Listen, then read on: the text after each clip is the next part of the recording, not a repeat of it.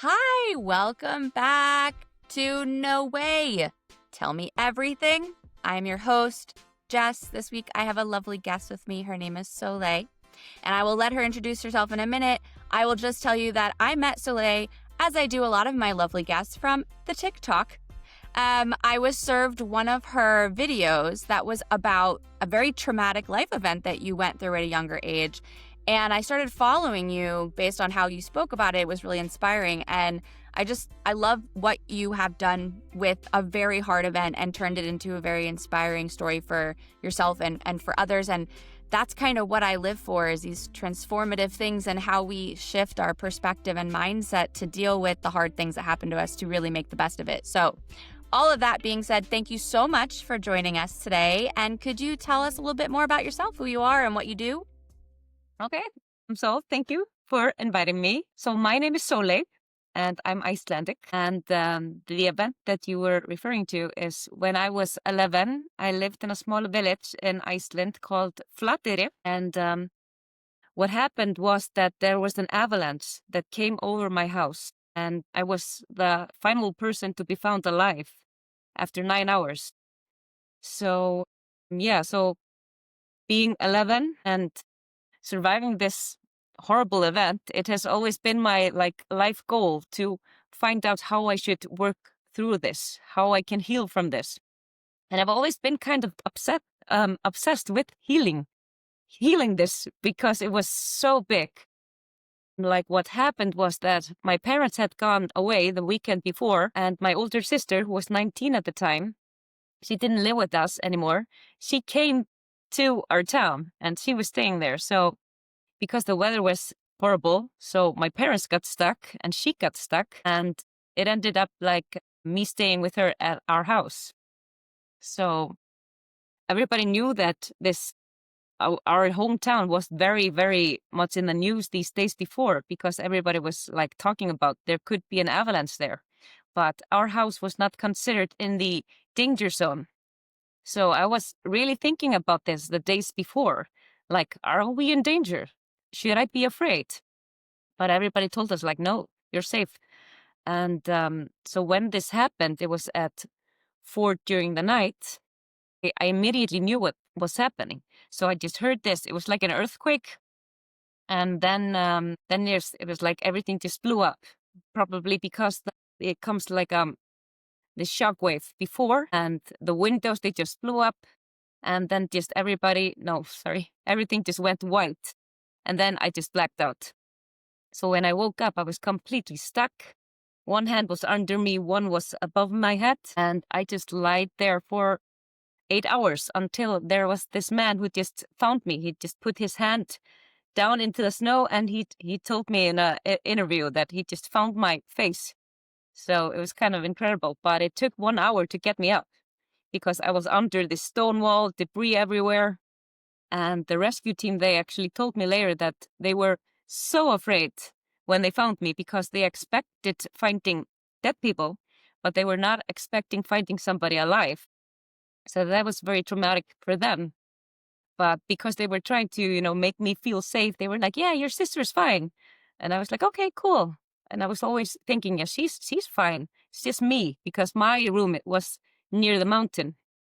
But then when I got up and I got to the safe house and everybody was like coming to me, then I got the news that the avalanche was much bigger than I thought, and that my sister was still missing. And then I kind of knew. I was like, okay, there is no way that she survived this. And like 2 or 3 hours later, I got the news from my cousins, because of course my family, my parents weren't there. My brother also lived in the capital. So some cousins who were like in their 20s, they were like coming to me, telling me the news of my sister. And actually she had her former boyfriend. They were like kind of on and off. He was staying with us, so he died as well. And they actually stayed in my parents' bedroom. So if it hadn't been my sister, it would have been my parents.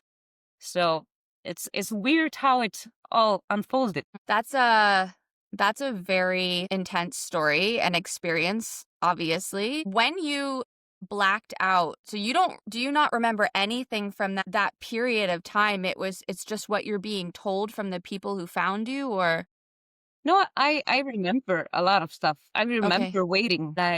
First after I woke up from, the blackout, the first blackout, I screamed and I was like, help, you know. Mm. But then I could feel my energy just draining and I had nothing left. And I was like, okay, this is not going to work. So I will not survive if I keep doing this. So I decided to, just calm myself and just wait. I was like, okay, you're in an avalanche. You just have to wait. They will come. And, but it's obviously it's freezing. So after a while, like I could still move the arm that was under my stomach, but the other one who was like, I had my hand above my head. I remember not being able to move it. It was that cold. So when they found me and they tried to, grab me and pull me up, I think I tried to move my legs, but I couldn't move them. They were just completely numb. So I don't know my body temperature at that moment, but it was probably getting near critical because all the day when I got back to safety, I couldn't walk until like 5 hours later because I still was like numb everywhere from the cold. So yeah, I remember hearing people walking above me. But we had learned as kids that if you are in an avalanche, the chances are that you can hear people above you, but they can't hear you. So this is something that I knew because 10 months earlier, we had another avalanche in Iceland, in our neighborhood town, where 14 people died. So after that event, I had learned a lot about avalanches. And also because we knew that our town was in danger, we had this on the back of our minds. And I think also we had this, teaching in school, what to do if you're in an avalanche. So I actually had some training with that. So yeah. And so after all of this happened, I mean, obviously that's a lot of grief to deal with, and for yourself, for your sister, for everyone else who went through that, So how did you kind of move through that at first? You said that you thought about it a lot and kind of what it all meant, but tell me how it was for you. How did you get from that point of where you were then until where you kind of grew through it and started to understand a bit more or transform the experience? So I've always wanted to talk about it a lot. So therapy didn't really work for me at the time, but I talked to my friends a lot. When I was a teenager, I was always talking about this. But I also had this feeling that I needed to do something more. So when I was looking into my studies, what should I study? I was going to go into psychology, but I actually went to history, and that makes sense now because then my essay was about the avalanche. So I, was gathering interviews with people who had never told their story before, but I knew the story because I knew everyone there. So I had so much knowledge that I wanted to get out and you know just bring out there and keep alive. So I made this essay after I finished history. Then I just continued with my living, and always with this thought that I might not live very long. I might have a short life. I just felt like I had this just extended life. That was something that stuck with me, that I wouldn't be an old person. So it's always like, Why do oh, you think you felt that way? I that's some survivor guilt thing. Like Mm. you didn't deserve to live. So we are just giving you, this small extension time. So that really stuck with me for a long time. And I was always like, yeah, I have to get married, I have to have kids, and I have to get a good education. I was always, running through life.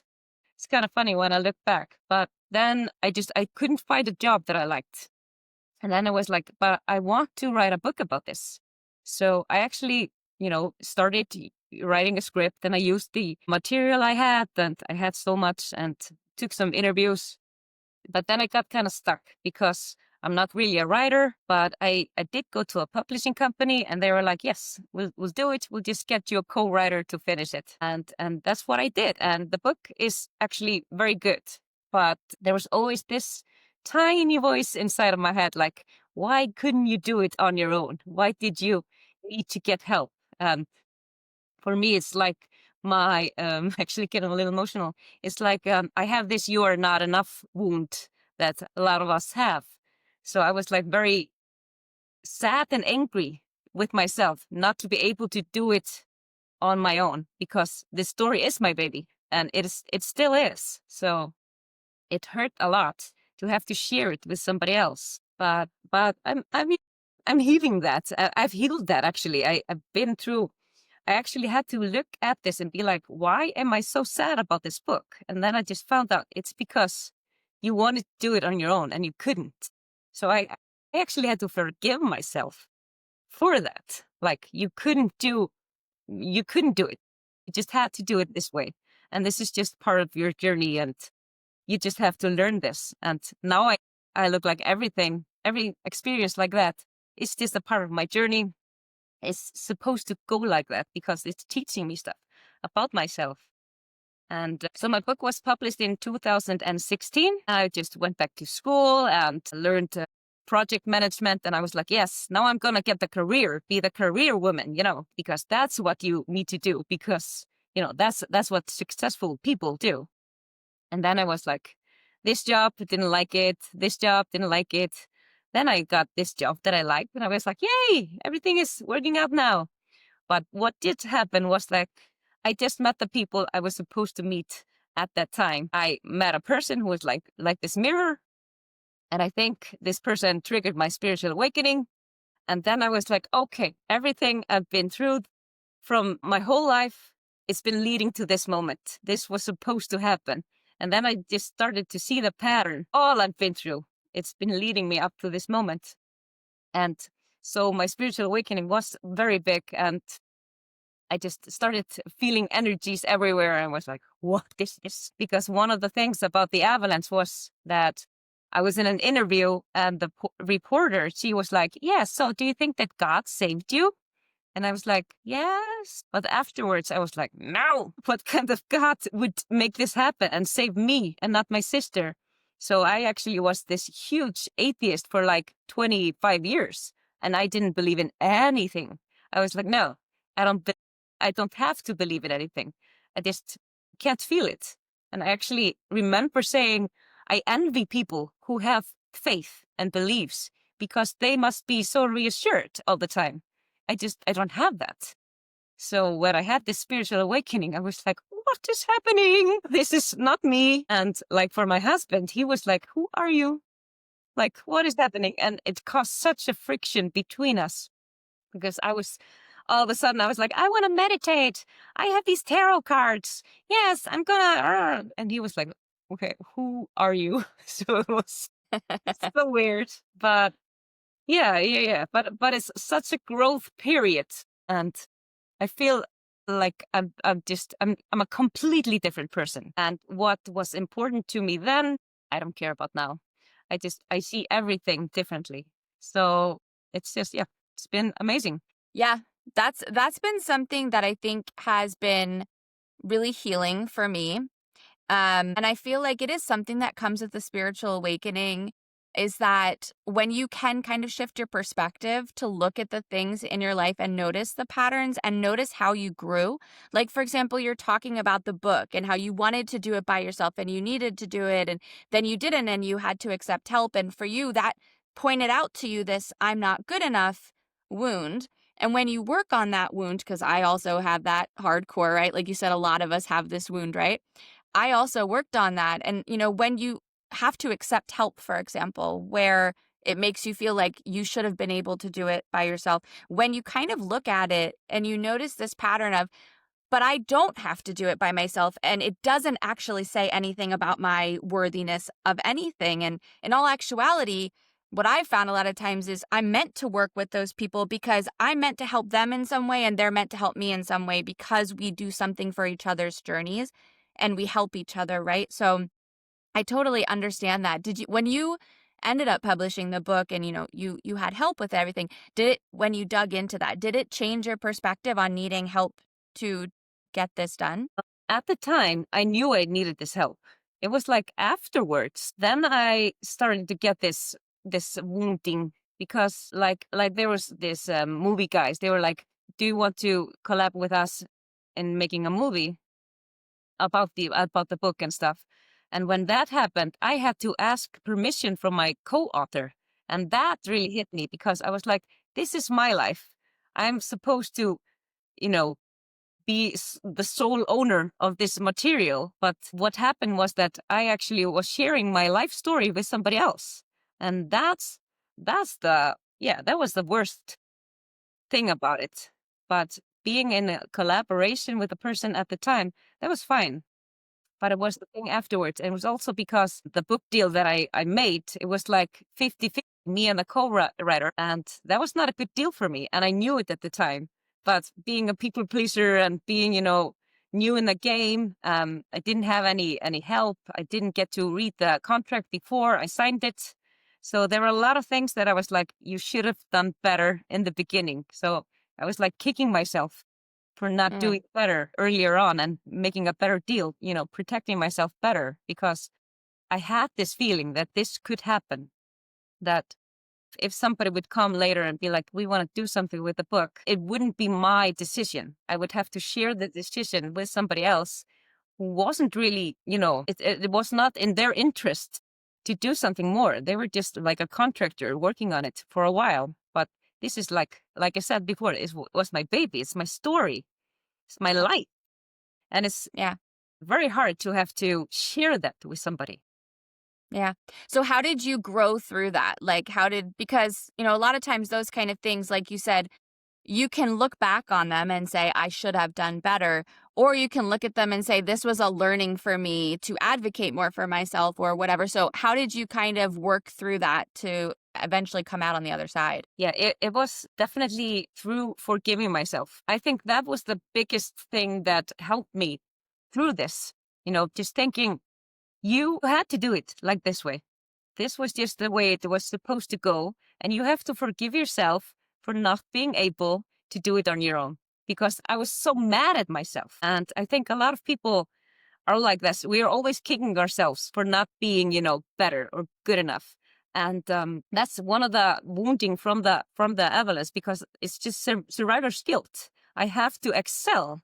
If I'm not, being, on the top of my game and doing everything greatly, I'm not good enough. So it's just, I have to tell myself, you are good enough. You just did what you could. You made a great book and it got great reviews. So it did great. So you don't have to be so mad at yourself. So yeah, I would definitely say forgiving yourself was the key. Yeah. I mean, we're always our own worst critics, right? We always, you said that you went through a spiritual awakening and, you've opened up more from being atheist. I had the same experience with my husband. He's he's Danish. They're not very religious in general. And I was actually very Christian originally when we met. And then I was very agnostic. And then I went through the spiritual awakening and I'm like, oh, hey, I can see people who have passed and I'm connecting to spirit guides and I can feel energies. And he was like, okay, but now that you've connected and you've kind of gone through your spiritual awakening, have you connected to any energies or anything that has given you any sort of understanding of why you went through this traumatic thing, or how do you go through life now with that new spiritual awakening? I really feel like it's my purpose to use this experience and my healing journey to help others. So I'm really feeling drawn to that, self-improvement. I don't want to say business, but this, this direction. So I was always, thinking about being, in the business, working, in an office, and I loved it. But it was super hard for me to accept the fact that maybe that just wasn't my path. So I was always trying to find jobs, and I was like, why can't I get a job? I'm very smart and I'm very likable. So it's like, what the hell is this? So it was like a grieving process that I had to go through when I realized maybe I'm just supposed to do something else. And it took a lot of time to, just to get the, how do I put this? Be at peace with that. that I didn't know where I was supposed to end up, and that I had to trust the path. All these things that when you go through a spiritual awakening, you learn about, following the flow and stop resisting and stop controlling everything. And I was always like, I have to control it. I have to, find out what I'm supposed to be doing. And always in this, it was like, it was such a difficult situation I was in. And also, like I said, me and my husband, we were not communicating. So in the end, I just really had to, slow down and just be in flow. And that's not easy. It's difficult. And Yeah. it took a lot of time to just ease my nervous system. So yeah, that's when I figured out that I've been in fight or flight my whole life. Always been like, Yeah. I was going to say, I mean, like when you go through something like that, that F's up your nervous system really a lot. And and when you have this, PTSD, CPTSD from trauma, that's the main thing that happens is your nervous system just gets stuck in that fight or flight switch. And that's where this need for control and everything also comes from, because it feels safer. I went through a very similar thing. I was working towards a corporate career for 15 years. I was really good at it. I liked a lot of what I was doing, but then when I started waking up, suddenly it was like, where am I? What am I doing? This is not what I meant to be doing. And I don't actually agree with half the stuff that these people are talking about. I don't agree with how they're treating people. This is harmful to people. This is bad for our nervous systems. And then I became really problematic for corporate life because they don't like people who point out all the things that they're not doing very well for people. But I could look back on my career and see actually all the stuff that I'm doing now, I've actually always done that for the people who worked for me. I've always been a coach. I've always been helping people. And I've also gone through a lot of not majorly traumatic like what you've gone through, but I've gone through a lot of traumatic events. And I feel like as well that is part of my journey. That's an understanding I have now, whereas I used to be very bitter about it. And I think people would probably look at my life from the outside and think that I had a very nice, easy life. They didn't know a lot of the stuff that I kept private. And I've gone through all of these internal, I would call a lot of the trauma I've gone to a mix of physical, but mostly internal. And I feel like it is because I have to go through it to understand how to get through it and come out stronger and happier and more positive on the other side. And then each time something else happens, it kind of isn't as triggering. It's like a little bit less where you're like, I can handle this. I handled this other thing.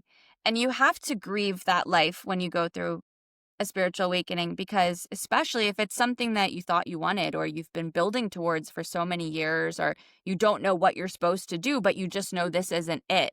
It is a type of grieving that you go through and you feel completely lost. Like, who am I? Where am I going? I don't like this feeling of not knowing, and then eventually, like you said, you hopefully work through and get used to this idea of I don't have to know where I'm going. And this is actually where the magic happens, is when I don't know, when I allow myself to be led by, the universe or whatever spiritual aspects you believe in. But I feel like when you get to that, that's when you can really start to understand the wider picture, the bigger picture of all of the orchestrations going on for you, so that you can do the kind of work that you're doing now to help other people and to tell your life story. So actually, could you talk about what it is that you're doing now? Because you are helping people, right? yeah. So I, sorry, can I start? That's okay. So I've been sick, so my throat isn't working properly. Yeah, so I've been a life coach for the past 2 years, and I went into life coach school before I actually met a life coach ever. So it was like I just knew that this was the path for me. When I was, in that atmosphere, I met my best friends now who are more spiritual, and yeah, so like for me, when I was trying to find, the niche for life coaching, at first I was like making your dreams come true, following your dreams, because, with my survivor skills, then I always tried to do everything. That was like my goal, to, help people get things done and make their dreams come true. But the more that I heal, the more I'm like, no, I want to be in the self-worth, self-improvement area. So like now I'm helping women, to acknowledge their self-worth and show themselves more self-compassion and self-love. Because that's just something that I didn't do for so long. I was like always my worst critic and kind of my, being in an abusive relationship with myself, kind of. So that's why what I'm trying to do now, I'm trying to empower women to, just be their higher self, if you can say that, accept that person within them who is just waiting to come out, but is maybe too afraid still and not ready to shine, because that's just been my path. And I'm still healing this, my fear of being seen. When I started TikTok, it was like the last day of January or 1st of February.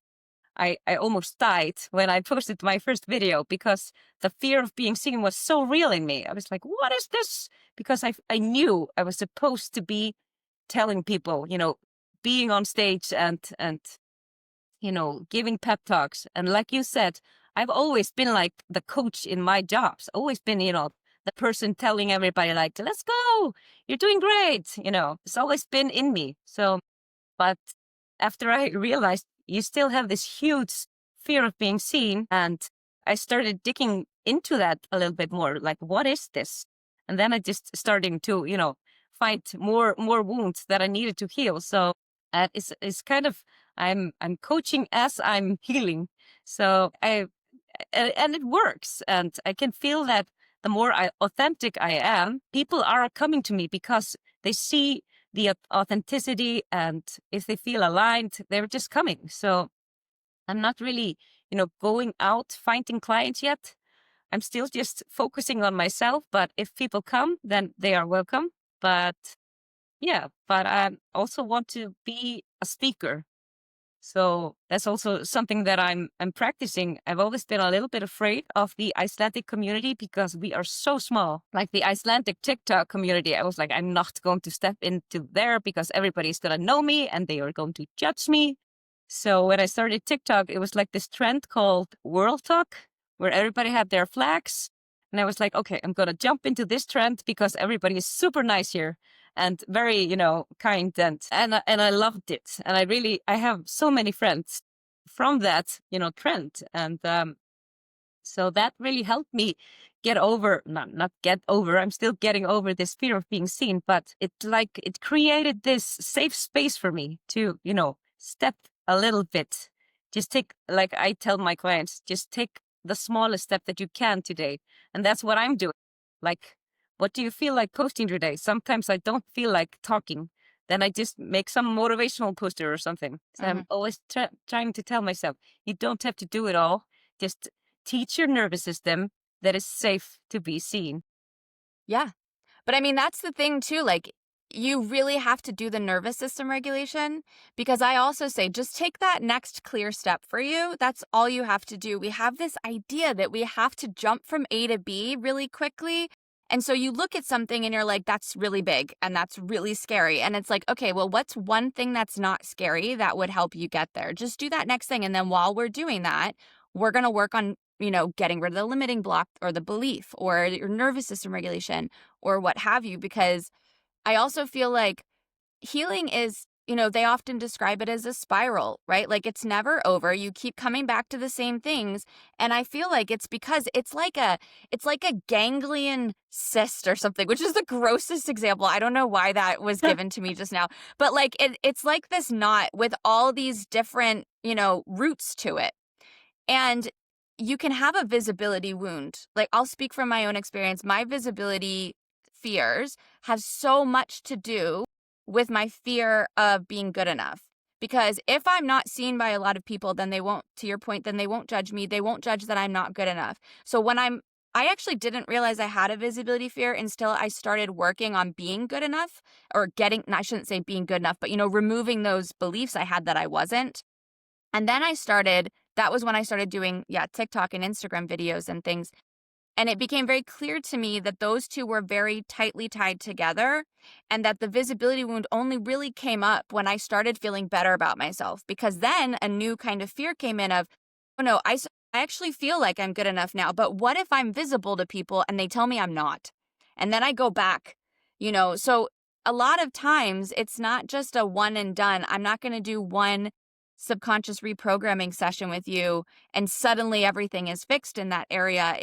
It's a process, and it is a journey, and it's amazing. I feel like you find out so many things about yourself and how capable you are, and also every time that you push through in a way that feels authentic, every time you take that little authentic next step and you see, hey, I did it, or that wasn't as scary as I thought, that's anchoring in these new beliefs into yourself of like, oh, actually, I think I can do this, and I'm actually doing it really well. And, what you're saying about self-love, like, I really firmly believe that self-love is where it all starts. So that's like the first thing I tell my people that I'm coaching. I'm like, you got to talk nicer to yourself, babe.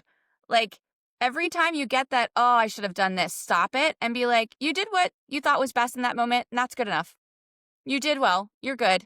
We're going to keep moving. It's okay. Because we are so hard on ourselves, and you really can't make progress when you have this other version of yourself that's just constantly telling you that you're not doing well, or you should have done something differently, or you made a mistake. Like, we all make mistakes. We make mistakes all the time, but we're all humans. That's what we're meant to do. The question is, do you make a mistake and sit in it and make it stop you or hold you back from something? Or do you make a mistake and you go, okay, I'm human. I made a mistake. What am I going to learn from this? What is it teaching me about myself? How do I move forward in the future? I actually have this kind of game that I don't make mistakes. I only learn lessons.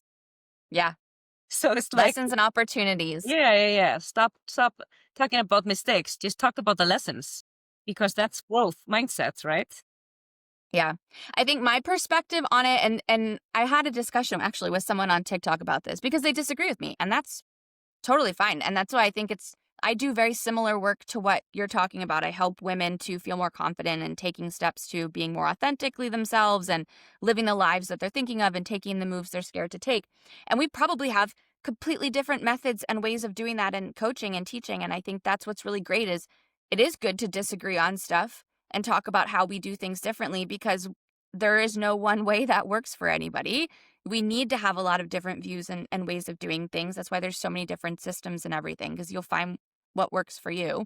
But we had a discussion about it because she was saying that she doesn't talk about failure anymore. She never fails, she only learns. And I'm like, totally respect that. That's a great way. For me personally, I want to destigmatize within myself the words failure and mistake. So I actually use them with purpose, because it makes it less scary for me. If I'm allowed to make mistakes and that's part of the growth process, and that's a good thing to make mistakes, because I don't know about you, but for me, when I make mistakes, that's the best way for me to learn. That is when I learn and grow the quickest, is when I let myself make mistakes.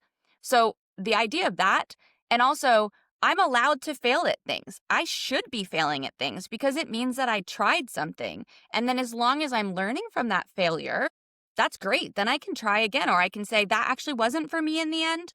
This is for me. So within myself and with my students, I try to take away the sharpness of those words, right? Because I feel like for me, it's also like an inner child thing, that failure and mistakes, it was very like a sharp word that stuck in me. So I'm trying to lovingly reframe how I view those things. But it is true, because I don't mind calling them mistakes, but I always say there's only lessons and opportunities. That's all there is. And it's how you view it as well, right? Is this a lesson or is it an opportunity? Because you can even flip it on its head and say, this wasn't even a lesson. This was an opportunity for me to expand. This was an opportunity for me to grow, right? And I agree with what you're saying. And I actually had this conversation before, and I do not disagree about this, talking about failure and mistakes as a negative thing. These are just words. So yeah, just use them positively. And I also like the phrase fail forward. So use the failure to learn and just go get it. And like some coaches are like, yeah, you should fail all the time. Just go go make mistakes. And And that's actually pretty motivational if you think about it, because it says just go do stuff and see what comes out of it. Yeah. So like when Yeah, go live. yeah, go live. Like when I'm making TikTok videos, now I'm just like, yeah, just throw it out there. If it doesn't land, you learned something. Yeah, I can see it sucks, whatever. I rarely look at the same, look at my TikToks again, because then I start over analyzing and being like, oh my God, see how I look or something. So I'm like, no, doesn't matter. And like I'm always like also trying to get over myself. Like, why are you always thinking so much about yourself and your appearance and stuff like that? Then we are seeing all kinds of people doing all kinds of stuff. I mean, I love TikTok because you can see normal people, just if they have something interesting to say or show us or do, we just tune in and we just listen, give our time and energy. It doesn't really matter how you look if you have something interesting to say. So that's why I really like it. I think I spent 15 years in marketing and branding, so I definitely struggled with just putting out a video without it being perfect and overanalyzing it. And, the way I work is intuitively. The messages come through me. So as soon as I get them, I pretty much have to record at that moment whatever I'm doing or I lose it. So I have not had the luxury of always looking my best in some of these, but because I know that I work for Spirit, I'm like, all right, fine. We're just putting it out there. But yeah, I mean, I don't look at them either afterwards. Like, I only engage with people when they engage with my stuff, then I write, but I'm not going back through my feeds. And I think it's also important to, like, nobody else is doing that either. So you're the only one doing that. You're the only one going through your videos and going, oh, there was a spelling mistake here. And I was talking to my friend about this yesterday. I actually love when there's people misspeaking and spelling mistakes and stuff, because it shows how human you are. There's such this trend right now to use AI for everything. And I'm not going to judge anyone who uses AI, because we're all at different levels of how we can express ourselves. But I really do enjoy when people just brain dump what's going on for them in their own authentic expression. And if that means that there's wrong words used here and there because you're just talking, or there's mistakes in spelling, like, I think it's so lovely, because in such a technological age, it reminds us all that even the most enlightened, lovely people are people, and we're all going through the same things. I will continue to heal for the rest of my life, as I'm sure you will as well, and just in different ways and different. Today I found another limiting block I had no clue about, and I worked on that one.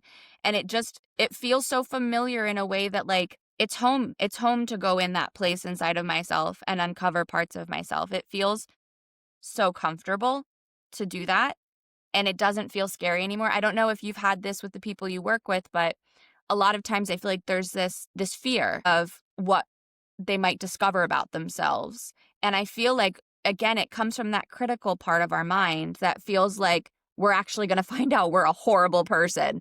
It's like, that's not going to happen. You're going to find so much love for yourself. And to your point, forgiveness. Forgiveness is so important in so many ways. And we only really think about forgiving other people. But, you have to forgive yourself in so many different ways as well, in order to really feel comfortable moving forward and, making those mistakes and living a full life. Because I know you probably feel the same way based on what you said, but I want those experiences. I literally, like, I am the person that I go, oh, I'm trying out for this random reality show I've never thought of being on, but it was there. And people are like, that makes sense for you.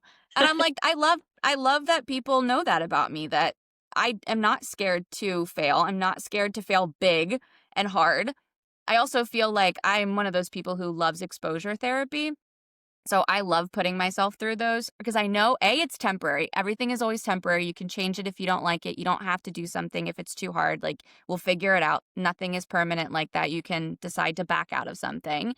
But also, there is something, it's hard, but there is something so rewarding about failing on a huge scale, because it's like, if I can fail in front of all of Danish national TV, I can fail at anything else. Like, it takes away that fear. Yeah, definitely. Now I want to know what show you were in. I can't talk about it because I'm under NDA to not talk about. I'll tell you in February. I'm sure I'll share that. I'll tell you. But I mean, this is the thing too. You know, I failed big.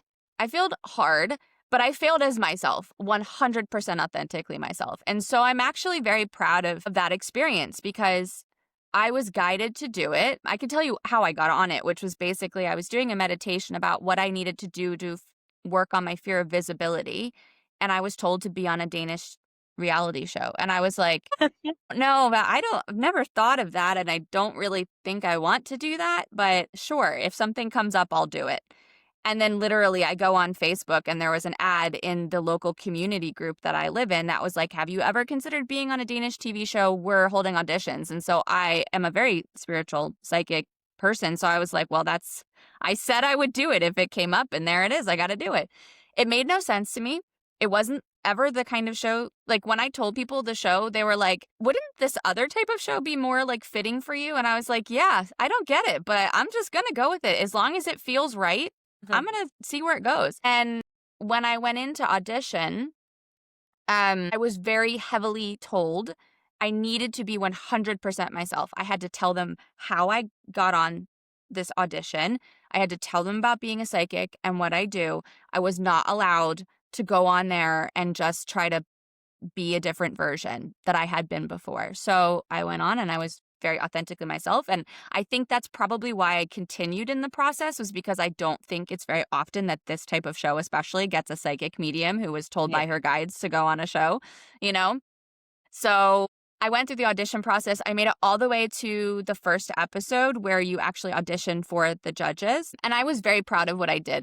I think, again, that critical side of myself, the not good enough side of myself, came up very much in this, but at the same time, I was authentically myself. There was a lot of lessons I learned for it. I was proud of what I did, and there was a lot of circumstances outside my control. I think the interesting thing was everything felt right. It felt aligned, and I was like, I don't get why I'm doing this, but I'm going to keep going with it. And then the day of the audition or the day before, it didn't feel right anymore. And I was like, So I don't normally do cards or connect the day before I travel, for example, or do something big because I don't want to be influenced by whatever comes out. I want it to just be whatever it is. But I really felt like weird because I was so confident about this and I felt really good. And now I feel like I don't want to do it. Is it fear? Is it something else? And I kind of felt into myself, and it wasn't fear, but it just felt like, I don't think this is going to happen. I think it's done now. It just felt, I felt like I had gone through the main part of what I needed to go through and that I was not going to be on the show. But it also came with a little bit of a relief because I was going with this because it felt right and it felt like something I should do. But at the same time, I didn't really want to do it. It wasn't something that I wanted to do. And I had just quit my job at corporate, which was super stressful. And I was really working on regulating my nervous system. And this show was not going to be chill. It was going to be very stressful. So I was like, okay, if spirit wants me to do this, I'll do it. But one of the big lessons that came out of that was that just because spirit tells me to do something, I have free will. I can go, there's probably a lesson here, but I want to learn it a different way. I don't want to learn it this way. I want another option. I don't want to do this. So anyway, I failed huge, but the biggest lesson that came out of that was like, I literally feel like I can fail it pretty much. And I mean, the only larger scale I can think of would be like, US TV, which I learned my lesson. I don't want to be on a reality show. But I think that exposure therapy, I love to do it. It's not for everybody. And again, that goes back to my point of like, you have to find a coach and a person you want to work with who helps you. I'm never going to force anybody to do anything, right? But I'm definitely going to push boundaries because I think that growth and transformation and healing, it doesn't happen in your comfort zone. Definitely. So I wanted to talk to you about your grieving process because one of the posts that you had on TikTok was about how a woman was judging you for how you chose to grieve. And I've heard this a lot from people who go through grief, is that there is a societal standard for how grief should look from people. And when you don't meet that standard, it's often met with confusion or backlash of this isn't the right way to do it. So I wanted your perspective on that experience. So it came very strongly around when we were publishing the book and we were, marketing it. So I was going to interviews, both TV and radio. And there was this one radio interview in the morning, and I was like, yeah, hi, how are you? And so they were like speaking to me about the book and my experience. And so when I was going to these interviews, it was like, okay, I have to, I'm not going to cry. I have to be strong in the interview. So just going to be cool and collected and let's go. So I was like, yeah, yeah, yeah. And then I got told afterwards that I was too cheerful in the interview and that I should, be, more sad when I'm talking about the Avalanche because it's such a serious matter and you shouldn't, be cheerful about these things. And this was coming from some person, downtown, somebody that I didn't know. And this person who was communicating this to me, she was like, yeah, you have to be different. And for me, because authenticity is such an important thing for me, like honesty is my number one value and authenticity is just that in actions. Yeah. So I was like, what do you want from me? I'm not going to, be like you want me to be just because it might sell more books or it might, like the grieving process looks like that to you. To me, I'm allowed to be cheerful and a happy person. And joy is something that I really like to, express in everyday life. Although I experience something horrible and it's always, in the back of my mind, it's not something that I choose to, live my life always according to that. Choose, the victim mindset is just something that I decided very, very early on that I would not take on. I would take the survivor winner mindset. I survived this. I'm going to do what I can with it. And I'm going to be grateful and happy. And it can look like toxic positivity at times. I definitely know now that I was guilty of that, like intellectualization. It was like, I just heard this word like 2 years ago and I was like, oh my God, that's what I'm always doing. I'm always telling people, yeah, I feel very sad. And it was obviously very horrible, this thing that happened to me, but I didn't really allow myself to feel it. So it's like after the awakening process and when I went into this healing journey, then I started seeing that I was actually, not allowing myself to feel the feels. So that's new to me. And I still have this, protective barrier that I have yet not gone completely under. So I do meditate almost daily and I'm always, trying to get through these, security systems that my body just has installed because I had so huge trauma. It's not just losing my sister and losing my home. I lost my community, all my friends. So yeah, all my belongings. So it's such a huge shock that it's not weird that I have this multi-layered secure system, but I want to be joyful. And people sometimes see me and it's like, the photo, what's it called? The speech and the footage, it doesn't, align. So this horrible Yeah. story and this cheerful little happy elf over here. But I'm a Gemini. I like to surprise people. I'm very unpredictable. And that's just somebody that I like being. And I'm always like, yeah, just this is who I am. And if you don't like it, that's on you. But I mean, ultimately that is it, right? Like if you don't like me, that's fine. That's just, I'm not for you. Or that's your projection of things that, you don't like in yourself. There's other things going on there. So you have to learn to like, again, not take it personally, because even if you were positively, bypassing and not feeling and intellectualizing and whatnot, that's still your journey to work through. So for someone to feel the need to tell you that you're not portraying grief the way that they would like you to portray grief. I mean, you see it all the time on social media, and it particularly seems to be aimed, non-surprisingly, at women. But when you don't fit a certain way of being, people have absolutely no problem telling you how you should be in their opinion. I've heard that a lot from people who've gone through grief and found a lot of transformation in the grief, like when they've gone through the grief or how they've handled it or how they've processed it, how they've decided to go through the process, then there's people being like, yeah, it's really weird. They're not doing this, or they were out having a party. And it's like, also, you have to be able to get through the grief in the way that works for you. So if somebody wants to go out at dancing, 3 days after someone has passed away, then you should support them doing that because maybe they need that. You can't live 100% in that headspace. That's not good for your mental health, right? You have to be able to see your way out of it. So it's just so crazy to me that someone would tell you like, yeah, you were too smiley about it. It's like, but maybe that should be how we look at this kind of situation because Sóley came out of it not horribly, traumatized and damaged and unable to go on. She came out with this, like you called it, survivor's mindset of I'm going to take this, newfound purpose in life and I'm going to make the best of it and I'm really going to live now. Shouldn't that be the goal of it?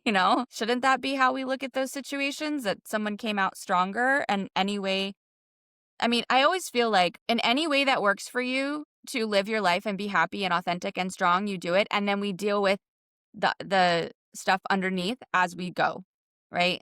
Like if you have to toxic positivity your way out of a situation to get over that hump, then you do that. As long as you're aware that at some point you're gonna have to deal with the deeper readdress the things. issue. Yeah, because Yeah. sometimes you just can't feel the feels at the moment. It's just too much. And I believe that I've been through many grieving processes because at first it was like I was just numb. And I started the grieving process maybe 6 months after it because I was just not able to process anything. And then like 2 years after that, then another hit of grief came because then I was ready for it. So it's definitely like you said, you have to allow it to come. Well, you have to, readdress it when you are able. But sometimes you just have to forget it and go out dancing and, like when people move to drugs or drinking or something, you can understand it because sometimes we just can't deal with it. And, you can say what you want about that, but we're just humans and we just need to find our ways. I'm not saying that drinking or using drug shit, it's not good. Never do that to flee because then you're just fleeing. It's better, just go dancing or think about something else because sometimes we just need that. And for me, when I was meeting psychiatrists, I was like, I don't want to talk to you. You are strangers. But when I was with my friends, just kids on my age, and they really liked to listen to the stories about the Avalanche and what I went through. And that really helped me because that was like, I was secure there and I had this, space where I could just be me and yeah, talk about it in my, just like how I would want to talk about it. Yeah. No, I mean, 100% agree. And I think that's why you can't judge people either in their healing process because everyone has their own journey. And also, I mean, this is completely dependent on how you view life and spirituality. I personally believe that you kind of set the events that are going to happen in your life, not necessarily like how they're going to happen, but kind of what you want to grow from or what you want to experience to grow from. You kind of set those things in your life and then you go through them. And I don't think that you awaken until you're ready to awaken. So I used alcohol for a very long time to numb all of my trauma because I didn't want to feel it. I didn't want to feel it. I used it very badly as a crutch to get through it. And then literally one day, I just was like, I don't want to do this anymore. I don't want to do it. And I literally stopped. And I was smoking and drinking heavily at the time. I just stopped. I didn't do it anymore. And it's been almost 3 years. I just didn't want to do it. But I think that was when it was time. And it's actually, that's kind of how I have a tie with Iceland as well as, I used to live in Philadelphia in the States. And then I had moved to Denmark, and Iceland Air always had a flyover that stopped in Reykjavik. And my husband was always like, that's a great flight. We should do it. And I don't know why, but I was just like, no, I don't want to do that flight. I don't want to stop in Reykjavik. And he's like, well, we could stay overnight and like see the city. And I'm like, no, I don't want to go. And then people would tell me, Iceland is so beautiful. You should go. And I'm like, I don't want to go there. It's expensive. It's cold. I'm not going to, I just really never wanted to go. And then I went through my spiritual awakening. And suddenly I just was like, I'm ready to go to Iceland. I want to go to Iceland now. And then I started getting really interested in the Northern Lights, which I'm now super obsessed with. And so I was like, I feel this need. And so like last year, I think it was like around November, I told my husband, I'm like, I need to go to Iceland soon and see the Northern Lights. And he was like, well, we could go to Sweden or Norway. And I'm like, no, I don't know. It has to be Iceland. There's something I have to go to Iceland. And he was like, okay. And I kept telling people like, I'm going to Iceland and I'm going to see the Northern Lights and I'm so excited. And I had so many friends who were like, you need to chill a little bit because a lot of times you're going to go and you're not going to see them because it'll be like cloudy or something. So you got to temper your hopes.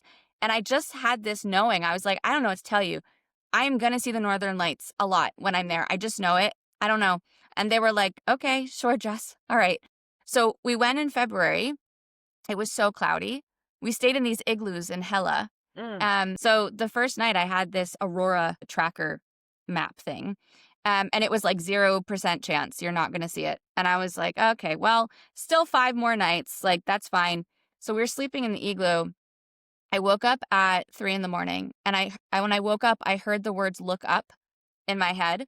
So I just looked up and I didn't see anything, but the stars were really beautiful. So I got my phone out and I put on the long exposure and I just laid in bed. We were in one bed, all 4 of us. It was so uncomfortable, but it was a beautiful location.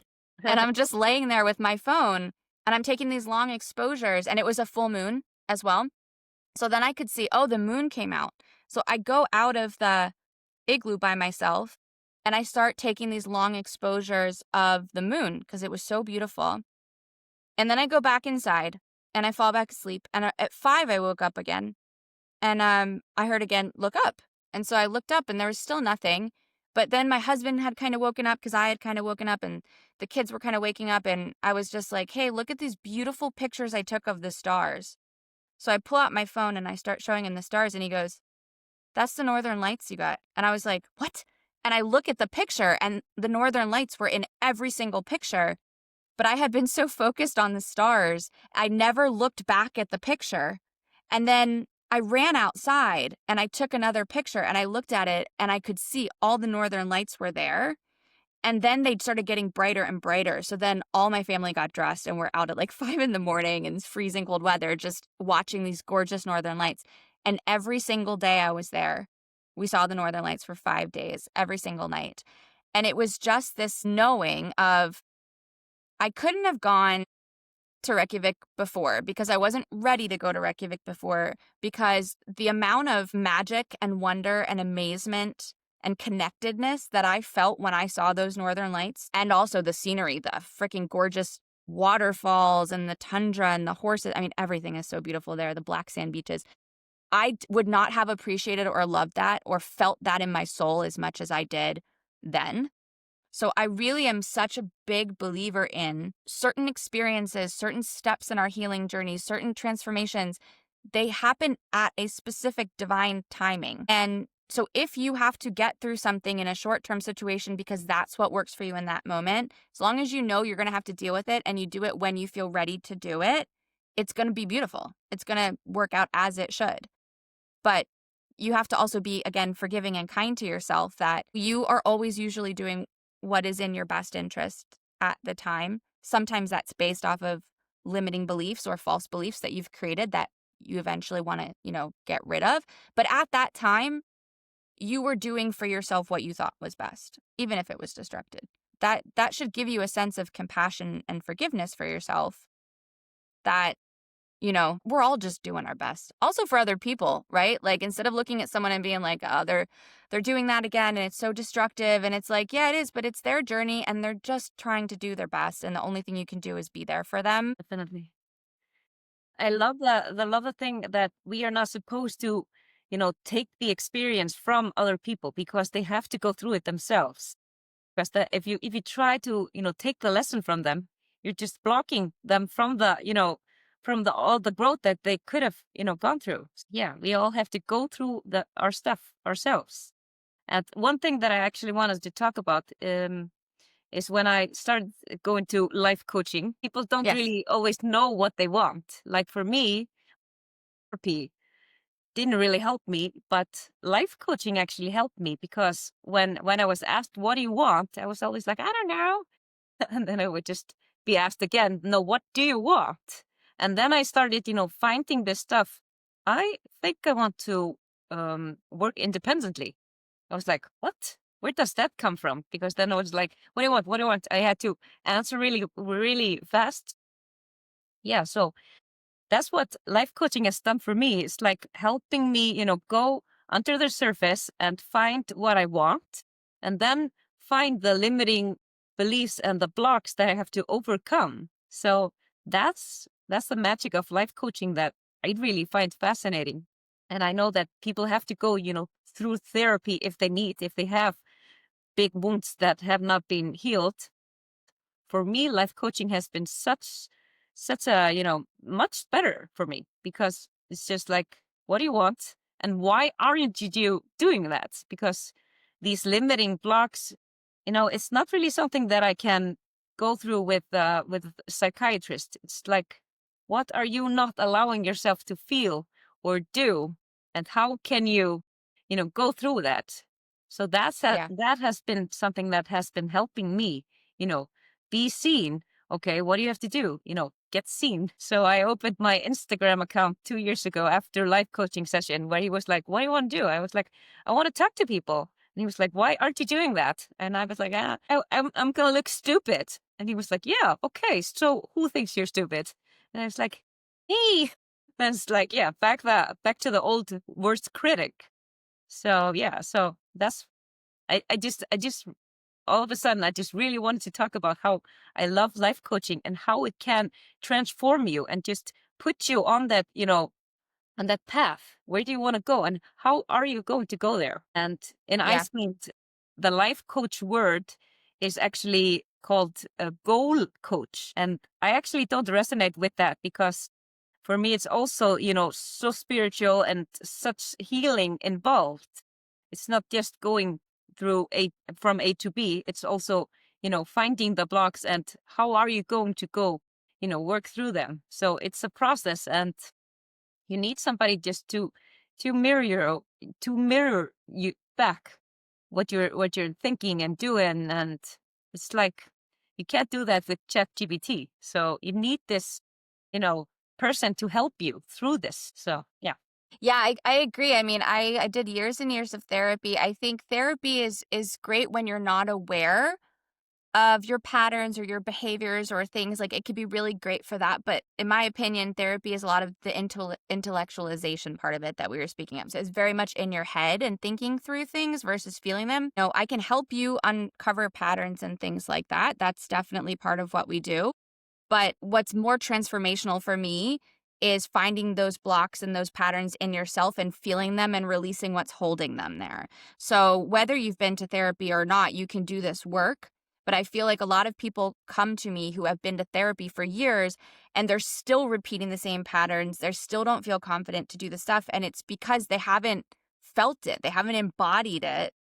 And they need to do that, which is a great segue, because I am doing a 4-week course in October that is all about finding out what you want. It's uncovering those authentic values, because one of the things I really found during my healing journey and my transformational journey really was that I also didn't know what I wanted. And then the stuff that I thought I wanted actually didn't want that stuff. I thought I should want that stuff, and I wanted something completely different. And also, even the stuff I wanted, the way that society or other people were telling me that I should want it or I should do it didn't resonate with me. It wasn't authentic to me. So I wanted to do it my own way. And that took a lot of courage and a lot of unblocking and embodiment to be able to do that. So I'm doing this 4-week course starting in October. I will put the link in the show notes, jesssolstice.com/join us. September 24th, there is a free, I'm calling it main character energy activation, but it's kind of a taste of what I just described. It's going to be going in, finding a block, getting that spark that's already inside of you to shine a little brighter so you can release that block and then start taking some steps towards your future. And I have to run. My dog is barking. I got to go pick up a kid. But thank you so much for being here today, Sóley. I will put your TikTok, and if you want to send me your Instagram, I'll put that in the show notes as well, so everyone can go check out Sóley and follow her. It's wonderful. So positive and happy. Lovely videos. Thank you again for being here. Everybody have a great week, and I will talk to you again soon. Bye.